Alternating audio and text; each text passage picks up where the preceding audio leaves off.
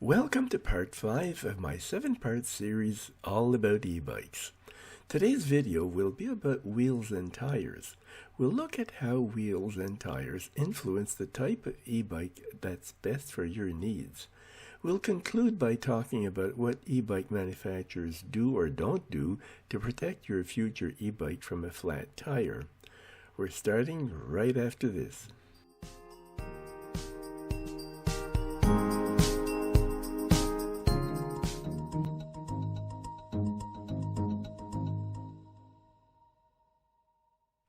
In this session, I'm going to conflate rims and tires because when we're looking at an e-bike, we don't see those two components separately. Rims and tires make the wheel. When the manufacturer designs an e-bike, they choose the rims and tires in correspondence with what they see as the intended use of the bike. If it's a bike for commuting to work, it won't need the same kind of wheels as if it's going to be used for mountain biking. The majority of electric bikes use the same wheel sizes that we're familiar with through our experience with traditional pedal bikes, but since the past 4 or 5 years, there's a strong tendency towards wider wheels. What's remarkable with e-bikes is that there's no standard with regards to wheel size. This picture shows the huge range from small to large. Obviously, these two bikes won't be used for the same purpose. The diameter of the wheels can vary from 12 to 29 inches, and the width of tires from 1 to 5 inches. Like with regular bikes, the majority of e-bikes have large wheels, 24 to 26 inches or more in diameter. The advantage of large wheels is that they roll over bumps or potholes more easily than small wheels, with less of a pounding and therefore more comfortable than smaller ones. A small wheel can throw you off if your front wheel falls into a deep pothole. Wheels smaller than 20 inches allow for a compact folding design, but are less comfortable on bumpy terrains, not as fast as larger wheels, and have sensitive steering because of the small turning radius. As I mentioned, there's a general tendency for electric bikes to use wheels that are wider than those found on non-electrics, like the Frey Savannah, which has tires 2.8 inches wide.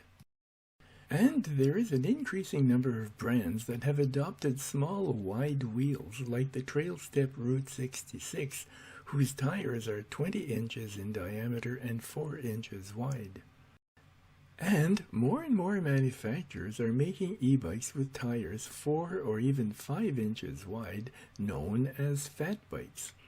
Why is that? Why are electric bikes going for wider wheels? Well, I would say that they provide much more comfort, better traction, better handling than narrow tires. They're better on pavement, on sand, on dirt roads, in snow and in rain, and on bumps and on cracks, on roots or stones.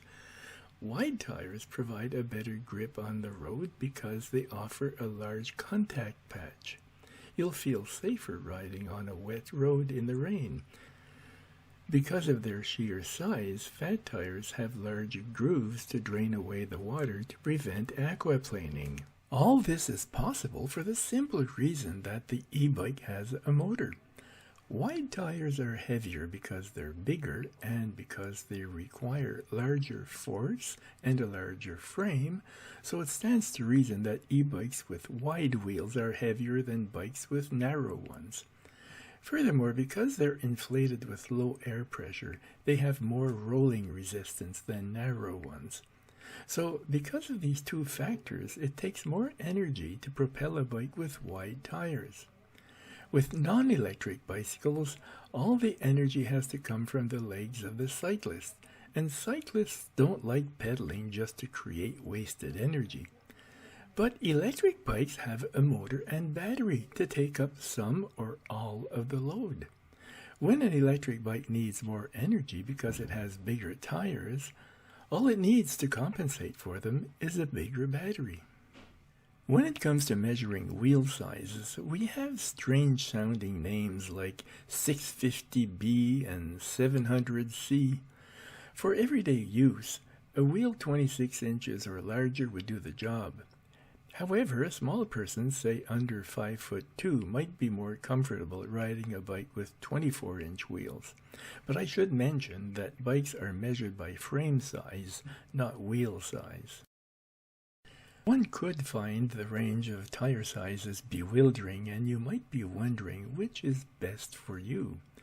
In the world of bicycles, every choice you will make will have pluses and minuses.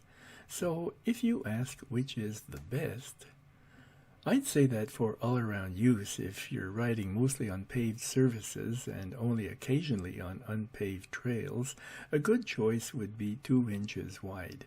It's a compromise between good traction and friction efficiency. Let's take a quick look at the bottom of the tire, its tread. This picture illustrates some of the many different tread patterns and their purpose. New bikes come with tires already installed. The model you choose will likely have tires of the right type for its main purpose. But you might want to use the bike for a different purpose than the manufacturer intended, which might require a different tread. It could be quite costly to buy a new set of tires of another type after you've taken your new bike home.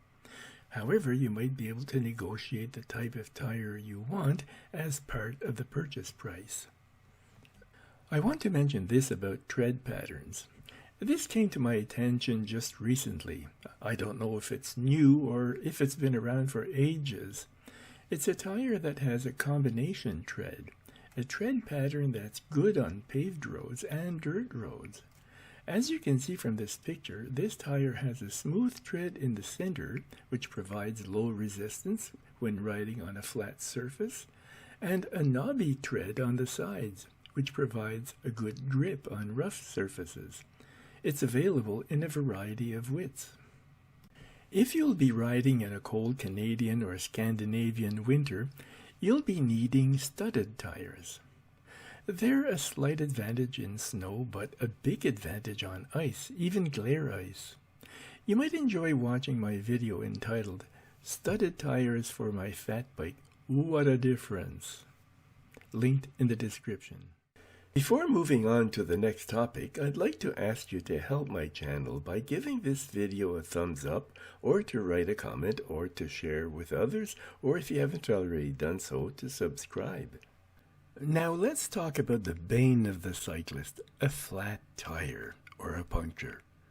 It's definitely unpleasant to need to fix a flat, but if you have a hub motor, making that repair is more troublesome than it would be with a regular bike. With a hub drive, you have to unplug that big electric cable that enters the center of the motor, but first you have to cut 1 or 2 zip ties to free it up. Then you'll have a torque arm to remove. You'll have to pay special attention to the order and orientation of the special washers that help line up the axle with the dropout. And you'll have to deal with the extra weight of the motor when you lift the wheel out of the dropout. When you're done repairing the tube, you'll do everything in reverse. You'll be sure to line up the cable in the correct direction. You'll make sure that the washers are in the right position. And after the nuts are tight, you'll have to plug in the 2 ends of the cable together and put in 1 or 2 new zip ties in place.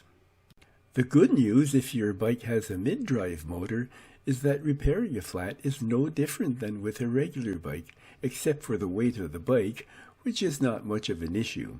If you'd like to see a video about how to flip a heavy e-bike upside down, you can watch my video, How to Flip an E-Bike Upside Down Revisited, linked in the description. Are electric bikes more prone to getting a flat tire? I'd say that they are more likely to encounter a flat than non-electric bikes because, as a rule, they tend to have wider tires than non-electric bikes. The wider the tire, the more of it is in contact with the road surface, and the more likely it is to roll over a shard of glass or a nail. A 4-inch wide tire is 4 times more likely to run over the thumbtack that's in the middle of the street waiting for an unsuspecting tire to roll over it than a 1-inch wide tire. In less than 4,000 kilometers, I've had 7 flats with my Rad Rover fat bike, 4 of those were on the same 5-kilometer stretch of road, so you might suspect that that roadside was particularly contaminated with junk. But still, if you exclude those 4 flats, it leaves 3 flats in only 4,000 kilometers, which is a lot. With my Cube, with its narrow tires, I had 0 flats in over 13,000 kilometers. There are things that some manufacturers do to minimize the likelihood of a puncture. Some companies like Pedigo provide their tires with slime protection. Slime is a thick green sealant that's injected into the inner tube to coat the entire surface of the inner tube with a thin layer of the product. In theory, the product would instantly plug up a small hole from a puncture. But I did get a flat with my city commuter caused by a minuscule shard of glass. When I removed the inner tube to fill it with air to locate the hole, nice little green bubbles were forming at the surface of the tube. Some manufacturers give their tires an added level of protection by adding protective liners like the Mr. Tuffy liner. Other than those 2 measures, I don't know of any electric bikes with flat-proof tires. There are a few options you could carry out yourself. Thick liners for fat tires that protect the sides as well as the tread portion. Here we see Tannis Armor, big orange liners. They're available in all sizes for tires as narrow as 28 millimeters to as wide as 4.8 inches. Area 13 has published an interesting video showing this protection system amongst others. You can see the link in the description. Next in level of protection would be the Air Foam airless tire inserts. This is a solid hula hoop made of foam that you squeeze inside the regular tire. The widest available size is only 700 by 42C, which is equivalent to 1.65 inches wide. From the manufacturer's publicity, it is indestructible, but not yet available. There are other airless tires.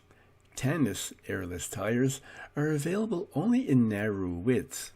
According to reviews, you'll feel every bump and crack in the road.